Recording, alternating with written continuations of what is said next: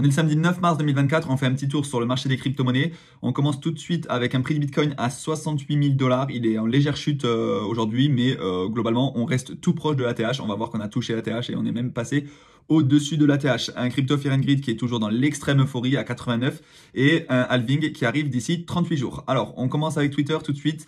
Une offre, on va commencer ici. Une offre de crypto.com qui nous permet tout simplement d'avoir un énorme cashback. Je vous invite à aller voir, c'est pas du tout en partenariat, c'est simplement si vous voulez, il y a un parrainage dans la description, mais c'est une offre qui nous permet franchement d'obtenir un cashback intéressant. Par contre, il va falloir détenir leurs cartes crypto et staker des CRO pendant une longue durée. Ensuite, on a des ETF Bitcoin qui ont généré près de 10 milliards de volume juste sur la journée du 6 mars. C'est un ETF BlackRock qui a lui seul dépassé les 4 milliards de volume. On voit que c'est absolument, encore une fois, hallucinant le volume qu'on a sur ces ETF. On a l'action Nvidia qui est capitalisée, mais qui est fortement capitalisée. C'est-à-dire qu'elle est à 2300 milliards de dollars. Elle s'approche du top du top. En fait, elle va bientôt atteindre Apple, Microsoft, les actions les plus capitalisées du S&P 500.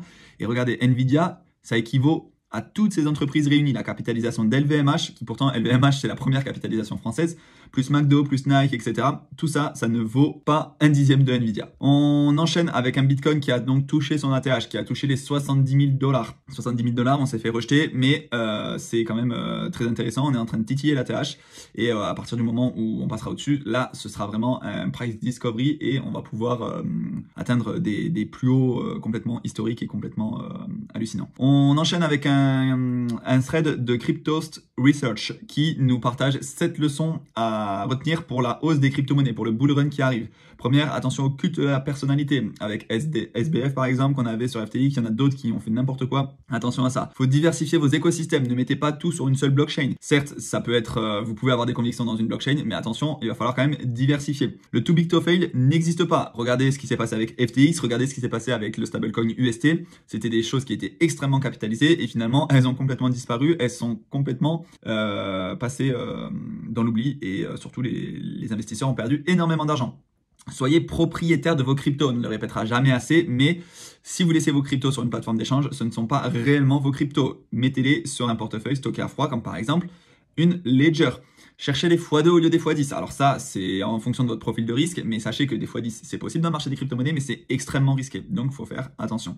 Arrêtez d'essayer de timer le marché. Timer le marché, c'est super compliqué. Il n'y a que les traders professionnels qui réussissent, et encore, il y en a beaucoup qui échouent. Donc, essayez de rentrer bas pour sortir haut, pour re-rentrer bas, pour ressortir haut, c'est extrêmement difficile. Donc, essayez plutôt de surfer une vague, mais timer le marché pour acheter bas, revendre haut, c'est extrêmement difficile. Et enfin, renseignez-vous, faites vos devoirs et faites attention au rendement. Des fois, vous allez avoir, si vous utilisez un peu la DeFi, des protocoles qui permettent des rendements absolument hallucinants. Mais regardez ce qui s'est passé par exemple sur l'EST et les 20% d'IPY sur le protocole encore. En fait, c'était une sorte de pyramide de Ponzi, c'est-à-dire que les nouveaux entrants permettaient le rendement des anciens.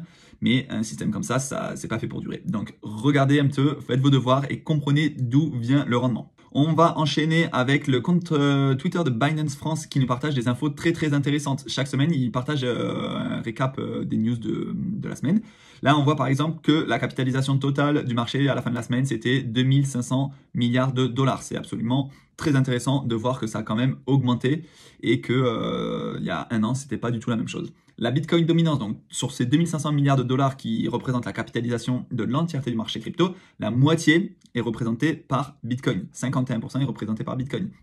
Le Crypto Fear and Greed à 88 dans l'extrême euphorie. La Total Value Locked qui est sur le marché de la DeFi qui est pareil, près de 100 milliards de dollars. Là, c'est intéressant. Voilà, je vous invite à aller voir un petit peu. Il y a les news à venir, les événements de la semaine, les ETF Bitcoin Spot qui ont engendré énormément de volume. C'est intéressant tout simplement de consulter ce genre de news. La SEC a rencontré Grayscale hier lors d'une réunion au sujet d'un potentiel ETF Ethereum Spot. Donc maintenant qu'on a eu l'approbation des ETF Bitcoin, il y a des rumeurs comme quoi on pourrait avoir des ETF sur l'Ether. Et ça, ce serait très intéressant. C'est pour ça que le prix de l'Ether, il est en train d'être pricé à la hausse tout simplement parce qu'à partir du moment où on aura un ETF accepté sur l'Ether, ce sera Ce sera super intéressant parce que pareil, on pourra avoir des volumes intéressants qui rentrent dans l'Ether et une capitalisation qui pourra doubler, tripler, quadrupler avec les institutionnels. Attention, c'est pas la même chose que le Bitcoin, c'est pas fait encore. On n'est pas garanti d'avoir un ETF sur l'Ether. Normalement, on a une décision qui devrait tomber au mois de mai, mais après ça peut être repoussé comme d'habitude, mais c'est pas garanti.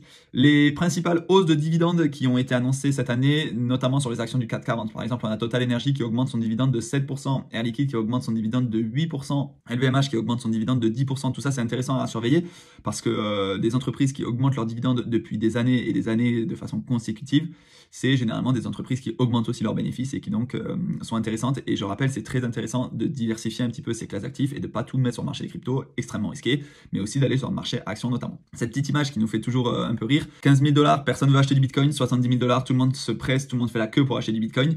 C'est pourtant l'inverse qu'il faut faire. C'est quand même beaucoup plus intéressant de l'acheter à 15 000 pour profiter du rendement. Et pourtant, les gens se FOMO un petit peu, le fear of missing out, c'est la peur de louper le train. Ils vont rentrer au pire moment. On a une annonce de la part de Meria en partenariat avec Tada. Alors, c'est pas étonnant parce que Meria, c'est l'entreprise gérée par Asher. Tada, c'est l'entreprise gérée par son frère. Owen Simonin, c'est Asher, donc c'est pour Meria. Et William Simonin, c'est pour Tada. On peut maintenant staker ces Tada sur la plateforme Meria. Je vous ferai une autre vidéo tout simplement pour vous montrer un petit peu comment on fait. Mais ça nous permet un petit peu d'avoir un rendement qui peut aller jusqu'à 60% de rendement sur l'année en stakant ces Tada sur 12 mois. On peut les staker sur 6 mois et les staker sur 3 mois également. Et moi, c'est ce que j'ai fait. Je vous en parlerai dans une prochaine vidéo. Larry Fink, le PDG de BlackRock, qui est de plus en plus bullish sur le Bitcoin, c'est absolument hallucinant. Il parle de réserve de valeur et d'un véritable or numérique. Donc c'est intéressant que Larry Fink, qui est finalement le directeur de la plus grosse société de gestion d'actifs au monde, nous parle de ça. Je vous partage aussi cette vidéo de Romain Laneri qui nous a partagé comment investir dans les droits musicaux.